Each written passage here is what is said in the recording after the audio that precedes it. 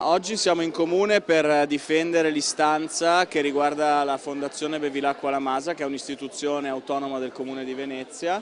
e ci interessa premere sul fatto che il Consiglio di amministrazione, che prima era composto da 7 membri,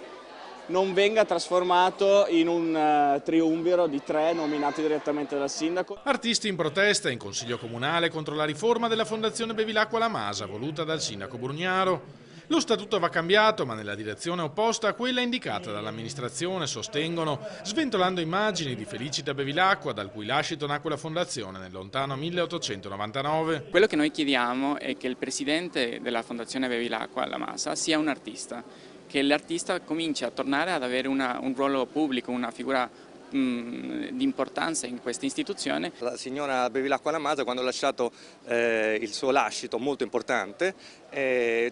aveva voluto uno statuto che prevedesse 4 artisti nel consiglio di amministrazione, in modo proprio che gli artisti potessero curare direttamente i propri interessi e avessero un controllo su quindi la vita dell'associazione, della fondazione. Questo coordinamento di artisti come c'era una volta, magari anche supportati da altre figure, ma che sia maggioranza coordinata dagli artisti. Se ci chiedessimo perché la produzione artistica italiana ha subito una svalutazione nel mercato, argomentano, capiremmo che l'artista va sostenuto dalle istituzioni culturali durante tutto il suo percorso, anche dopo la sua morte. In Italia questo è l'unica ente che si occupa di residenze per giovani artisti e non va depauperato, ma bensì